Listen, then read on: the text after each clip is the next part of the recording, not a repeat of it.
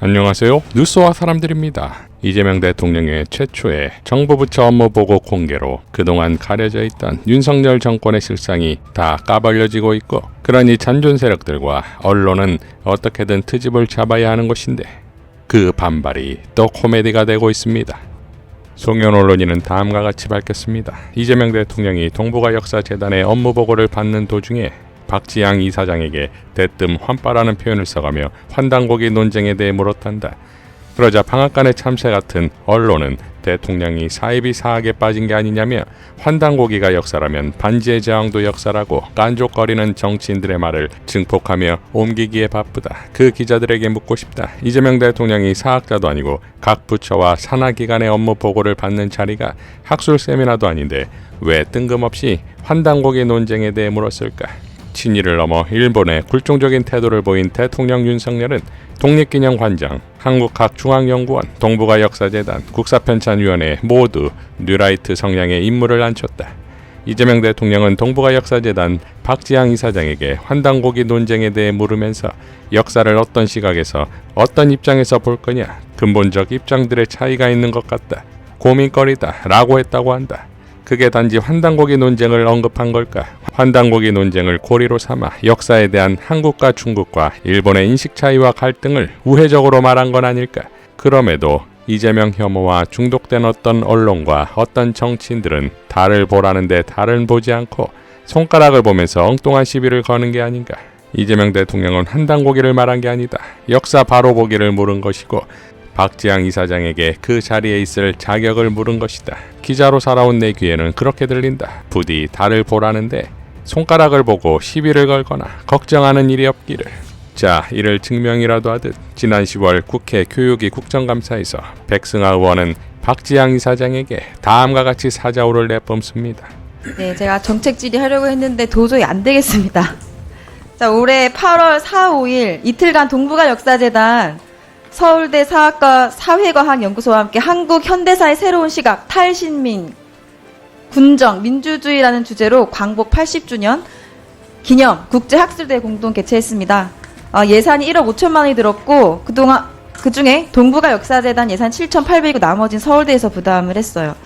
지금 리박스쿨로 친일 독재 미화하는 극우 역사관 학생들에게 주입하려고 했고, 또 극우 세력 테러가 소녀성에 가해지고 있고, 역사 교과서 시도도 계속 끊임없이 있는 이런 예민한 상태, 민감한 시기에 독립운동사 재조명, 또 일본 역사일국 문제 대응 등 여러 가지 주제가 있어요. 근데 그런 성과는 하나도 내고 있지 못하면서 지금 이승만 논쟁을 주제로 다룬 학술회의를 광복 80주년 명목으로 국민 혈세를 들여서 벌인 점은 저는 부적절했다고 생각을 합니다. 화면을 보시죠. 여기 패널 구성 보세요. 뉴라이트 각 축장, 아니 축제예요, 축제. 보시면 김명섭 교수, 박근혜 정부 국정교과서 집필한 사람이고요. 김호섭 교수, 교학사 교과서 옹호한 사람이죠. 교학사 교과서는 친일 독재 미화합니다. 자, 밑에 이철순 부산대 교수, 이분은 한술 더 떠서 일본 위안부 역사 과장 주장하고 시민단체가 일본이랑 협상을 안 했거든요. 그랬더니 탈레반이라고 했어요. 탈레반. 협상 안 해준다고. 그 패널 1, 패널 7이 동북아 역사재단에서 만든 주제인데 제목 좀 보실래요? 일본사의 관점에서 본 한국의 탈식민지화. 일본사 관점에서 왜 보죠? 탈식민지화. 패널 7 보세요. 전쟁 범죄, 배상, 그리고 기억. 무슨 영화 제목인가요? 뭔가 지난 후회와 미련과 그리움, 향수가 느껴지지 않습니까? 일본 시각에서. 저는 너무 기가 막혀요.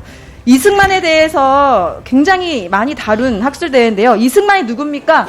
반민특위 해산시켜서 친일 청산 실패하게 한 원흉 아닙니까? 그래서 친일파 후손들 지금까지 떵떵거리며 잘 먹고 잘 살게 해놨죠?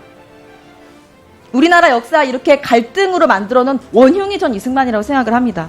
6.25 전쟁할 때 어떻게 했습니까? 이승만 대통령이. 여러분 안심하십시오. 서울을 사수할 겁니다. 라디오 방송에서 말하고 본인은 바로 도망갔죠. 그게 이승만이에요. 그리고 부정선거해서 영원히 집권하려다가 4.19 혁명으로 하야한 사람이 이승만입니다. 그런 사람을 광복 80주년 때 왜 논의를 해야 되죠? 동북아 역사재단에서. 작년에 국감장에서 이렇게 말씀하셨어요. 박 이사장님이. 시민적인 책임이랄까? 이런 게 좀 약하죠. 우리 국민이. 우리 국민은요, 목숨 바쳐서 이승만을 하야시킨 민주화 운동을 한 위대한 국민들입니다. 무슨 역사적, 시민적 책임이랄까? 그게 없다고요? 책임이 없는 건 이사장님이에요. 동북아 역사재단 이사장이면서 이승만을 추앙하는 이런 학술대를 왜 연 거죠? 기가 막힙니다. 이 자리에 김낙년 원장, 김영석 독립기념관장도 참석해 있었어요. 제가 다른 질의 하려고 했는데 두 분의 뻔뻔한 태도를 보고 지금 참을 수가 없어요. 두 분의 그런 학문적 자유 존중합니다. 교수라면. 일본학 교수라면. 존중합니다. 그런데 이사장님과 재단은요, 한 명의 개인이 아니고 교수가 아니에요. 대학이 아니라고요. 중국의 동북공정, 일본의 역사 왜곡 대응하기 위해서 국민 세금으로 운영되는 기관장이에요, 지금. 그럼 광복 80주년이라는 뜻깊은 시기에 국민 대다수가 공감하겠습니까? 이 약술대의 내용? 막대한 혈세 투입해서 했는데, 이사장 입맛에 맞는 뉴라이트 학자들 모아다가 나 대신에 친일 독재 비하 찬양하게 판 깔아준 거 아니에요, 지금?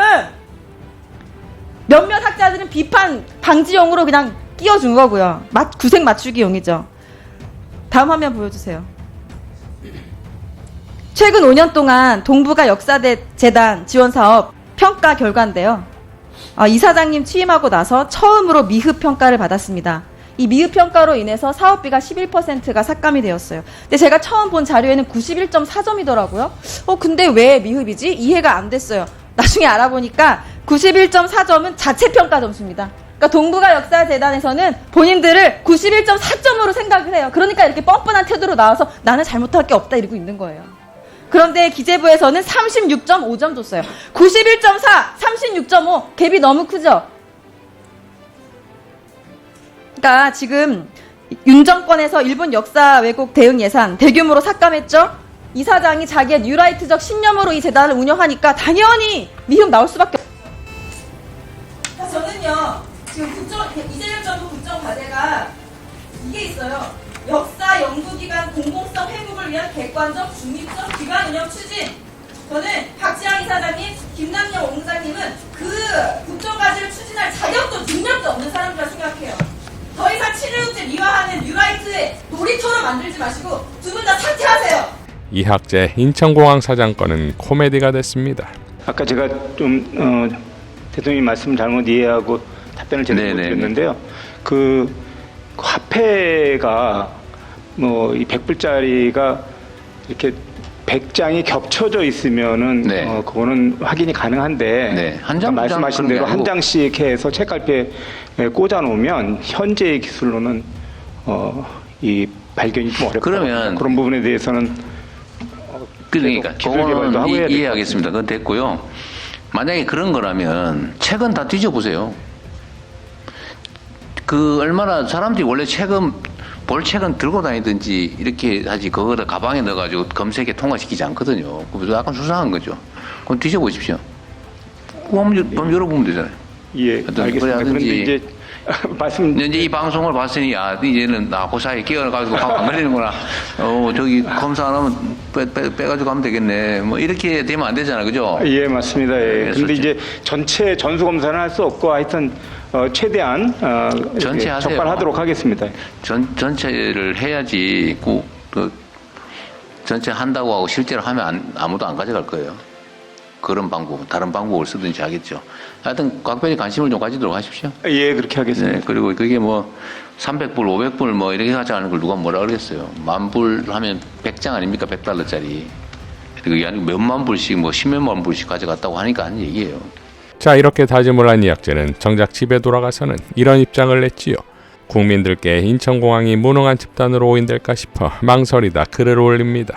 제가 확인한 바에 의하면 인천공항을 30년 다닌 인천공항공사 직원들도 보안검색 분야 종사자가 아니면 책갈피 달러 검색 여부는 모르는 내용이었습니다. 걱정스러운 것은 그 일로 온 세상에 책갈피에 달러를 숨기면 검색되지 않는다는 사실이 알려졌으며 이를 방지하기 위해 대통령님께서 해법으로 제시하신 100% 수화물 개장 검색을 하면 공항이 마비될 것입니다.